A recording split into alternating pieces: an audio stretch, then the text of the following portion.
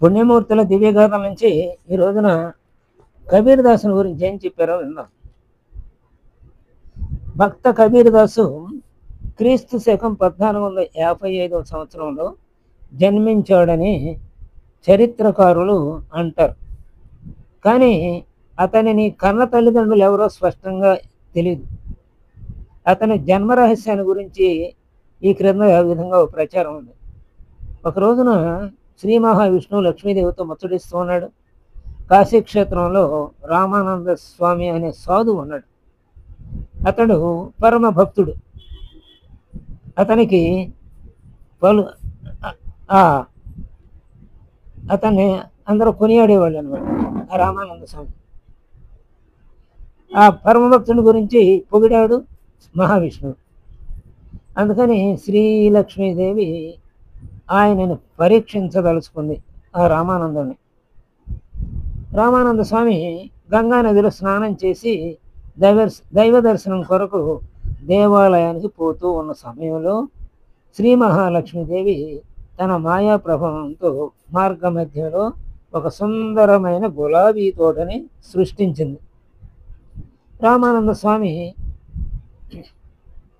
ఆ పుష్పాలను చూచాడు. అరే, భగవంతుడు సమర్పిస్తే బాగుంటుంది కదా అనుకున్నాడు. వెళ్ళి ఓ పుష్పాన్ని కోశాడు. ఇంతలో మాయా రూపంలో ఉన్న లక్ష్మీదేవి ప్రత్యక్షమైంది. అతనితో అంది, ఈ గులాబీ తోట నాది, నీవు ఈ పుష్పాలను ఎందుకు దొంగిలించావు అన్నది. అందమైన పూలు కనిపించగానే భగవంతుని సమర్పిస్తే బాగుంటుంది కదా అని తలంపుతో ఈ పువ్వును కోశాను, ఈ పువ్వుని, కాబట్టి చేసిన తప్పును క్షమించండి అని వేడుకున్నాడు. తను కోసిన పువ్వుని అక్కడే వదిలేశాడు. రక్తహస్తాలతో అంటే ఖాళీ చేతులతో దైవ దర్శనానికి వెళ్ళాడు. శ్రీలక్ష్మీదేవి ఆ పుష్పాన్ని చేతపట్టుకుంది. తన పతి అయిన విష్ణుమూర్తి వద్దకు తీసుకువచ్చింది. నీ భక్తుడు ఈ పువ్వును తస్కరించాడు, అట్టి దొంగ నీకు అసలు ఎలా భక్తుడవుతాడు అని ప్రశ్నించింది విష్ణుమూర్తిని. విష్ణుమూర్తి చిరునవ్వు నవ్వుతూ, రామానందుడు తనకు అర్పించాలన్న ఉద్దేశంతో ఆ పువ్వును కోశాడు, కానీ స్వార్థబుద్ధితో దానిని కోయలేదు. అపహరించాలనే ఆలోచన ఆయనకు అసలు లేదు. కాబట్టి అతడు పరమ భక్తుడు అయినందునే అతడు కోసి విడిచిపెట్టిన పుష్పాన్ని నీవు నా దగ్గరికి తీసుకొచ్చావంటే నా దగ్గరికి చేరింది కదా అన్నాడు. అప్పుడు లక్ష్మీదేవి తాను చేసిన తొందరపాటుకు సిగ్గుపడింది. విష్ణుమూర్తి ఆ పుష్పానికి జీవం పోశాడు. రామానందుని ముఖ్య శిష్యులలో ప్రధానుడుగా ఉండునట్లు ఆశీర్వదించాడు. దానిని గంగా నదిలో వదిలాడు. జీవం పోసి గంగా నదిలో వదిలాడు దాన్ని. రామానందుడు ముఖ్య శిష్యుడుగా ఉండాలి అని. అందుచేత పటపత్రశాయి అయి ఆ చిన్న బాలుడు గంగా నదిలో తేలియాడుతూ వస్తూ ఉన్నాడు. అంటే ఆ పువ్వే వటపత్రశాయి అయ్యి అంటే చిన్న బాలుడుగా రూపుదిద్దుకుంది అన్నమాట. గంగా నదిలో తేలియాడుతూ వచ్చింది. మహమ్మదీయుడు నీరు అని ఆయన ఉన్నాడు. ఆ నీరు అయిన ఆయన ఈ బాలుని చూచాడు. వటపత్రశాయిగా ఉన్న బాలుని పట్టుకున్నాడు. తనివి తీరా ముద్దాడాడు. ఇంటికి తీసుకొచ్చాడు. భార్య పేరేమో నేమ. ఆ నీరు నేమ అన్నమాట భార్యాభర్తలు. ఇద్దరు మహమ్మదీయులే. ఆ బాలుడికి కబీర్ అని పేరు పెట్టారు. అల్లారు ముద్దుగా పెంచుతున్నాడు. కాబట్టి కబీరుని కన్న తల్లిదండ్రులు ఎవరో ఎవరికీ తెలియదు. అతడు దైవ సంకల్ప పుత్రుడుగా మనుజ పుత్రుడు కాడు అని స్పష్టమవుతుంది దీనివల్ల. ఆ తర్వాత కబీరు చిన్నతనం నుంచి కూడా భక్తిపరాయణుడే. జ్ఞాన సముపార్జన మిక్కిలి ఆసక్తి చూపేవాడు అనమాట. అయినప్పటికీ అతడు కవి అయి చక్కని భక్తి కీర్తనలు రాశాడు. కబీర్ దాస్ కీర్తనలు ఉన్నాయి అనమాట. గాయకుడై వాణిని గానం చేసేవాడు. ఆ గానంతో చాలామందిని ఆకర్షించేవాడు. అతని తండ్రి నీరు మహమ్మదీయుడు ఉన్న అతను వస్త్ర నేతగాడు అనమాట. వస్త్రాలు నేసి అమ్మి జీవించేవాడు. తండ్రి సంపాదన కుటుంబ పోషణకి సరిపోతూ ఉండేది కాదనమాట. కబీర్ దాస్ తండ్రి నీరు సంపాదన.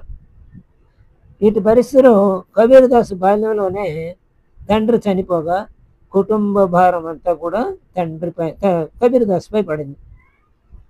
సరే, రెక్కాడితే కానీ డొక్కాడని స్థితి కదా వాళ్ళది. అందుకని బాలుడి తల్లి నేమ కూడా ఒత్తిడి చేసింది, నువ్వు నేత పనిలో నిమగ్నం గట్టిగా ఉన్నది.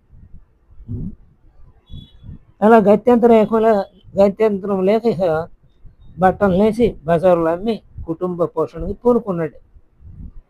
కానీ మనస్సంతా కూడా ఎప్పుడు భగవంతుని స్మరణ చేసుకుంటంలోనే నిమగ్నం అయ్యి ఉండేవాడు. మట్టిలో మాణిక్యం లాగా నీరు నేమ దంపతుల కుటుంబానికి వన్నె తెచ్చాడనమాట. అంటే వాళ్ళిద్దరు కీర్తి తెచ్చిపెట్టాడు. అతడు పుట్టింది దైవ సాన్నిధ్యంలో, పెరిగింది మహమ్మదీయుల కుటుంబంలో. అతడు చేసింది రామనామ స్మరణ. పువ్వు పుట్టి అది వికసించగానే దాని వాసన 4 దిక్కులకు వెదజల్లినట్లుగా పరమభక్తుడైన కబీరు పేరు వ్యాపించింది, 4 దిశలా వ్యాపించింది. కాకులు ఉన్న గుంపు వద్దకే చేరతాయి కదా, అలాగే భక్తులు మరో భక్తులతో కూడి సత్సంగం నెరపడానికే కుతూహలపడుతూ ఉంటారు. త్రికరణ శుద్ధి కలిగిన భక్తులు దైవ కృపకు చేరువవుతారు. అంటే భక్తుడికి భగవంతుని కృప ఎప్పుడు కలుగుతుందంటే త్రికరణ శుద్ధి అయిన భక్తి ఉన్నప్పుడు మాత్రమే భగవంతుని అనుగ్రహం కలుగుతుంది. పూజలు లేదు, చిత్తం చెప్పుల మీద, మనస్సు శివుడి మీద కాకుండా 2 ఏకమవ్వాలన్నమాట. మరి కబీరు నిరంతరం దైవ ధ్యానంలో నిమగ్నుడై ఉన్నందున తన తండ్రి అప్పగించిన చేతి వృత్తిలో పనిలో తగిన శ్రద్ధ చూపలేకపోయాడు. అతని దీనస్థితికి కరుణించిన భగవానుడు అదృశ్య రూపంలో సహాయపడేవాడు. కబీరు నేసిన వస్త్రాలకు మంచి గిరాకీ వచ్చి అమ్ముడిపోయేవి అన్నమాట. అంతేకాకుండా కబీరు నేత పనిలో నిమగ్నమై తరచుగా దైవభక్తితో ధ్యానంలో తన్మయమై ఉన్నప్పుడు అదృశ్య రూపంలో భగవంతుడే మగ్గమ్మలో ఉన్న సగం వస్త్రాన్ని పూర్తి చేసేసేవాడు. దానిని ఎంతో అందంగా తీర్చిదిద్దేవాడు భగవంతుడు. పేదవారు అడిగిన తక్షణమే కబీరు వస్త్రాన్ని దానం చేసేసేవాడు.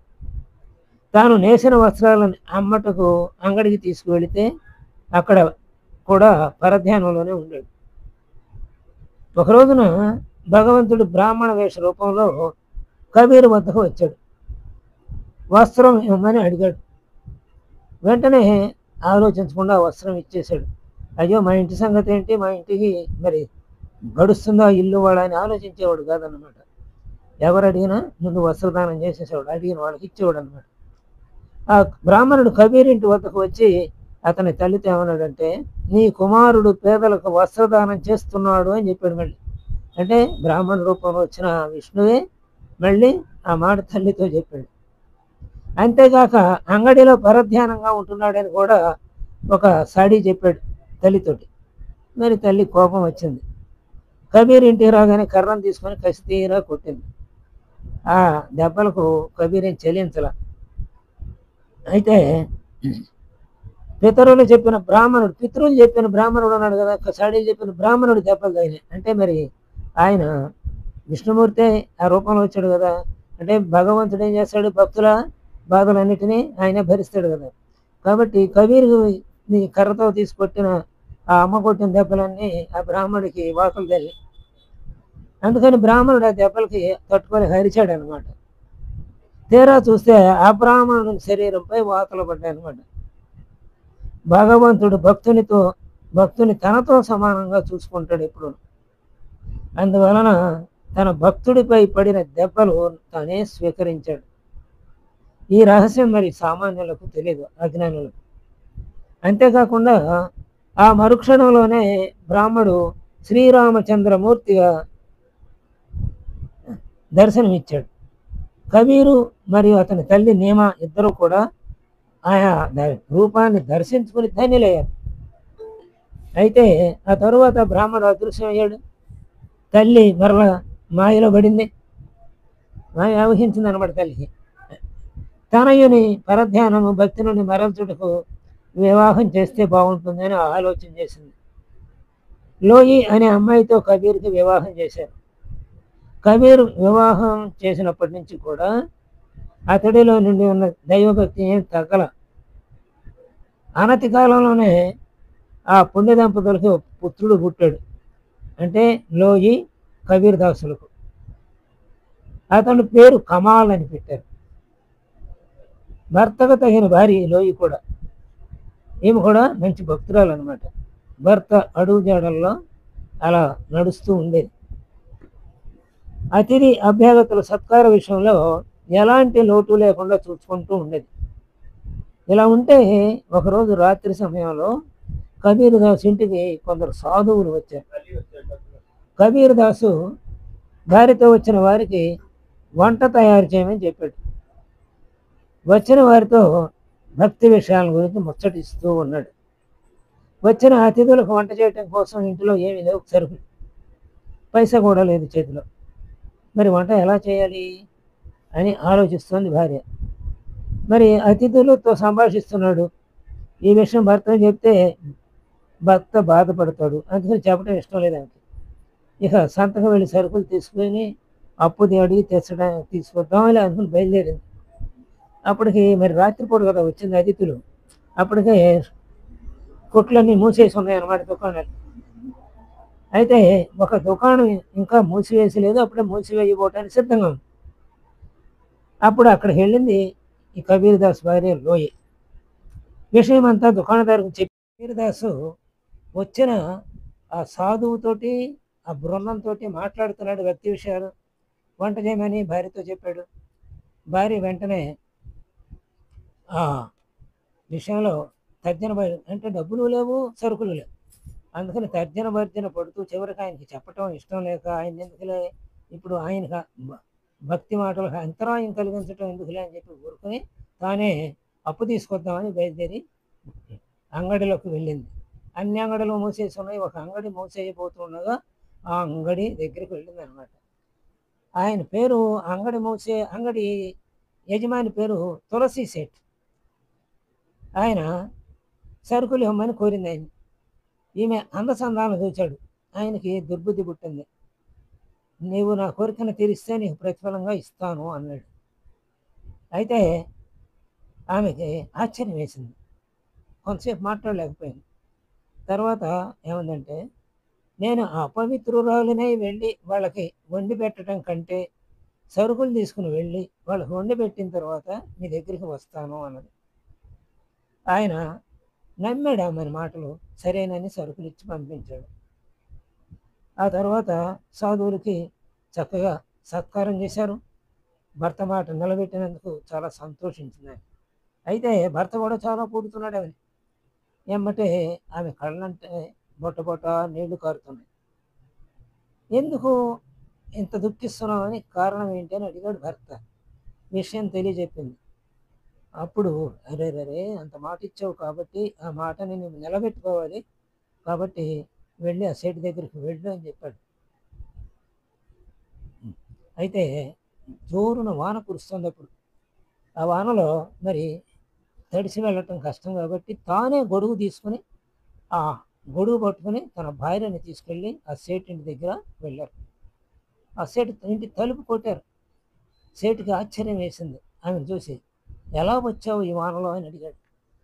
నా భర్తే తీసుకొచ్చాడని చెప్పింది. అంటే మాటలు చెప్పకుండా పక్కనే ఉన్న భర్తని బయటికి చూపించింది సైగ వేలుతాడు. కబీర్ దాసు కనపడ్డాడు ఆ తులసీదాస్ సేటుకి. ఇక తన తప్పుకి విపరీతంగా పశ్చాత్తాపడ్డాడు తులసి సేటు. ఆ కబీర్ దాస్ పాదాలపై పడ్డాడు, వేడుకొన్నాడు. నన్ను ఎంతటి దుర్మార్గానికి నేను ఒడిగట్టాను అని క్షమించమని కోరాడు అనమాట.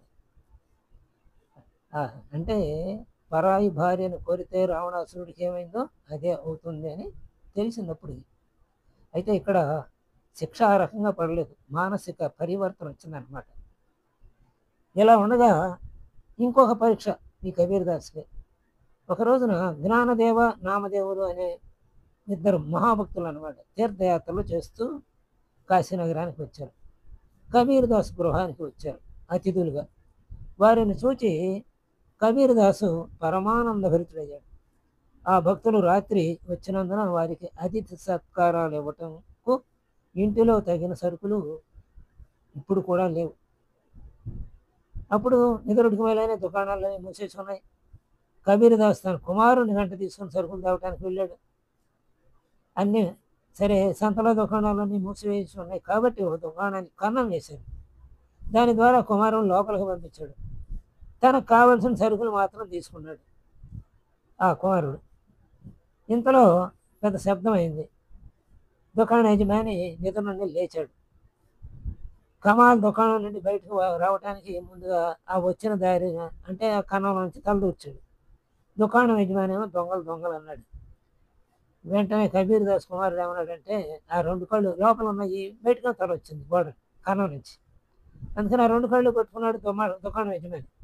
దొంగతనం విషయం అందరికీ తెలిసిపోతుంది, తండ్రికి పరువు పోతుంది అని ఏం చెప్పాడంటే, కమాలు నా తల ఖండించేసే, నా చేతుల్లో సరుకు తీసుకెళ్ళు, నా తల ఖండించేసే, ఎవరో తెలియదు కదా అన్నాడు. ఆయన అట్టనే చేశాడు. ఒక సరుకుల సంచిని తీసుకున్నాడు, చేతుల్లో ఉన్నాయి. తర్వాత ఆ తలగొర్ర తీసుకుని వెళ్ళిపోయాడు. భార్యతో విషయం అంతా చెప్పాడు. అతిథులకు వంట చేసి పెట్టుకో అన్నాడు ముందు. ఇదంతా ఏం చెప్పొద్దు, ముందు వంట చేసి పెట్టుకున్నాడు. అలాగే వంట చేసి పెట్టింది. వాళ్ళందరూ వాళ్ళ భక్తికి ఎంతో మెచ్చుకున్నారు. ఆ వచ్చినటువంటి ఇద్దరు కూడా జ్ఞానదేవ వామదేవులు మహాభక్తులు కదా. తర్వాత దుకాణ యజమాని ఏం చేశాడంటే మొండాన్ని చుట్టుపక్కల ఉన్న ప్రజలకు చూపాడు. అంటే లాగారు బయటికి, కాళ్ళు మట్టి ఒకళ్ళు అయితే మొండం వచ్చింది, మొండం కనపడింది, తలలేదు. ఎవరిదో గుర్తించలేకపోయారు వాళ్ళందరూ కూడా అక్కడ వచ్చిన వాళ్ళు. అందుకని ఏం చేశారంటే వాళ్ళు దాన్ని ఒక వీధి స్తంభానికి కట్టారు బజార్లో. అంటే ఎవరైనా వచ్చా మొండం కోసం వస్తారేమో, అప్పుడు వీళ్ళే ఆ దొంగ యొక్క తల్లిదండ్రులని తెలుసుకోవచ్చు, లేకపోతే బంధువులని తెలుసుకోవచ్చు అనుకున్నారు. ఆ రకంగా దొంగలని పట్టుకోవచ్చు అనుకున్నారు వాళ్ళు.